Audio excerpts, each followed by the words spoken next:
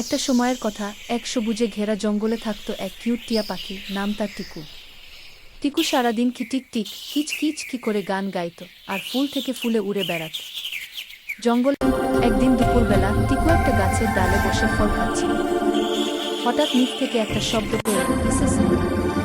নিচে তাকিয়ে দেখে একটা সাপ গাছের গোড়ায় উত্তেজা মুখে হাসি নিয়ে বলল, ভয় পেও না, আমি তোমার ক্ষতি করব না, সারাদিন কিছু খাইনি।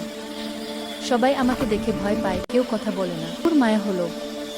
সে গাছ থেকে একটা পাকা পেয়ারার টুকরো ছিঁড়ে এনে সাপটার দিল। সেদিন থেকে টিকু আর সাপটা, যার নাম ছিল নাগু, একে অপরের বন্ধু হয়ে গেল। একদিন জঙ্গলে আগুন লেগে গেল। সব পশু পাখি ছুটে পালাচ্ছে। টিকু গাছে আটকে গেল ধোয়ার মধ্যে।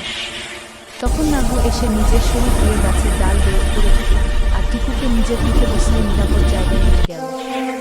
টিকু উড়ে এসে নাগুর গালে ঠোঁট দিয়ে বলল, তুমি শুধু আমার বন্ধু নও, আমার